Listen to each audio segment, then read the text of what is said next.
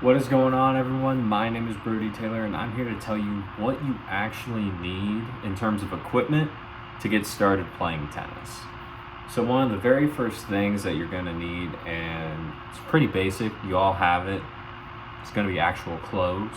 So, you just need a typical shirt. You can wear a t shirt or a dry fit shirt like I'm wearing right now. I don't prefer to play in long sleeves, but I have one, especially during the colder months, just because I do like to keep warm.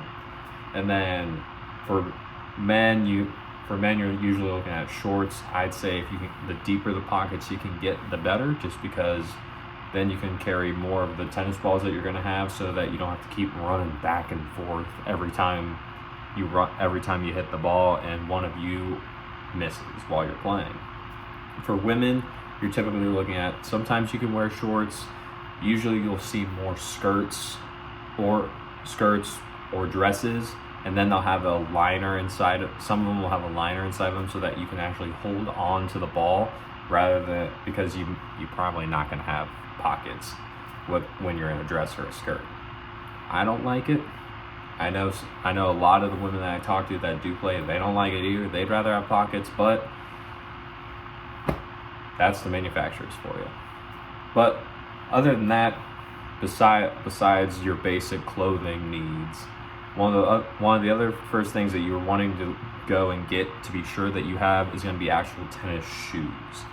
Now, these are not just your normal everyday sneakers that you wear. They may look like it, they may look different, but with tennis shoes, the main thing is that these are built to be a lot more constrictive here in the heel to lock you in, so that your foot, if you're going forward, if you go forward, it works fine. But where tennis shoes actually come in is when you move side to side. Because of how the court is, you're either going to go this way or that way. Sometimes you're going diagonally, and then you're going backwards. Most sneakers and running shoes, they're not built for that. Tennis shoes, on the other hand, where they're designed to go every which way, because the manufacturers know how important that is to our sport. If you try and move to the side really quickly in a running shoe, you're going to go over and do that. And a tennis shoe, it's just going to go right there with you. It's not going to hinder you. It's going to make sure that you are taken care of and you don't end up in the hospital because you wanted to try out a new sport, but you didn't have the proper shoes for the surface that you're going to be on. So that's where, with tennis shoes, you really want to look at and getting a solid pair, rather than just playing in some random shoe that you have just lying around that you don't care about, because not only is it more likely you're going to get injured, but you're also going to wear out the tread a lot faster. So if you like the shoe that you choose to play tennis in and it's not a specific tennis shoe, you're going to ruin it a lot faster. And then you're going to have to go buy a whole new pair, and you could just spend that money on the tennis shoe pair and have it last you a lot longer. So you got your clothes, you got your shoes. Now, to actually play the game, you're going to need a racket. Now, with most rackets, especially if you're getting into the game, you don't need something that's going to cost you upwards of past $150, $180.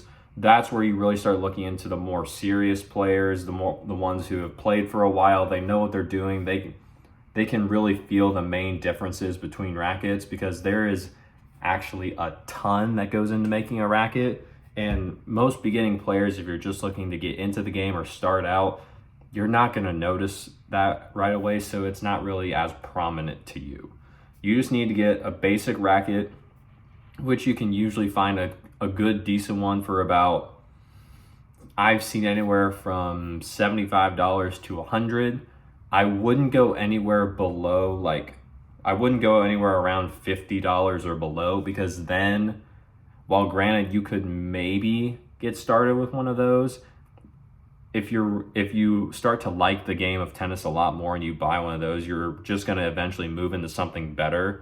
So you might as well just make a little bit more of the investment up front, rather than buy this one racket for, say, $35 and then eventually move up to the one that's over $100, where, say, you spent $135 on two rackets where you could have spent $80 on one racket and kept it for however many years later. So that's why I would say with rackets, you really do want to look to make sure that you're getting one that is comfortable within your price range, but I wouldn't skimp out here just because the racket is such an integral part of the sport and you can use it for a lot longer than you actually think. Now, besides rackets, the other thing that you're going to have in order to play the game, you have your racket, you have your shoes, you got your clothes. You're actually going to need tennis balls. Of course. Can't really play tennis without tennis balls. Now, most of the tennis balls, they do come in cans, and it's going to be cans of 3. So with that, you have enough to where you can have one, your opponent can have one, and then there's an extra one that you got, and then there's the one that you're playing with, or you just keep the extra one. It's up to you guys. I'm not going to tell you how to play tennis here. That's not my job. I'm just here to explain how the equipment works and what you need to look for as you're getting going into tennis. So with tennis balls, if you're here in North America especially, then you're usually going to want to look on the can for what it says as extra. I know it may be like inverted, but if the can says extra duty on it, that means that the ball will last longer because there's more felt on it. So that's usually the ones that I recommend for people who are getting into the sport, as well as playing on the harder courts here in North America, because they last the longest, and that way you don't have to keep buying them so many times, especially once they go dead. Now, for some, if you're playing on softer courts, which are clay courts, which are not as common here in the US, but overseas and throughout Europe and many different countries, they have what's known as clay courts. Those you would, instead of looking for the extra duty balls on the can, then you would look for what's known as regular duty balls. Those ones, they don't have as much felt, so that they don't absorb the clay as much as an extra duty ball would. And that's why if you're playing on clay or softer courts, you want to look for the regular duty balls. But other than that, you have your clothes, your shoes, your racket, and the tennis balls. Those are the big 4 things you need. Now, the only thing else that you don't have to provide, you just have to find, is a tennis court with a net up. But as well, if you're like me at times where you can't find someone to play with, which unfortunately does happen, I would like to be playing tennis many more hours of the day than I do. But if you aren't able to find someone to play with, sometimes local parks or just local tennis courts will have a wall that you can hit with, just so that you can practice your stroke, whether it be your forehand, your backhand, or if you have a one-handed backhand, your slice, volleys, whatever you need. But as long as you have your clothes, your shoes, your rackets, and the tennis balls, you're good to go. You're all set to start playing tennis. And then as you continue to progress and you decide that you like playing tennis, you want to keep playing more and more and more, that's when you can then start looking into the different options of like, okay, what does this racket do? What kind of ball is this? Should I get a case of balls? What kind of shoes am I looking for? What shoes? Why are these shoes so expensive? Why are these shoes so cheap? And then you can start getting into more and more of that. Most of the time, everything's going to come already for you. You really don't need to start customizing anything at this stage, especially if you're just starting out playing. So that's where you can really just do almost whatever you want. As long as you stay kind of within the parameters that I outlined here in this video, should be all good to go. So with that, if you have any more questions or concerns, please leave a comment down in the description box below so that I can see what you're actually needing to know.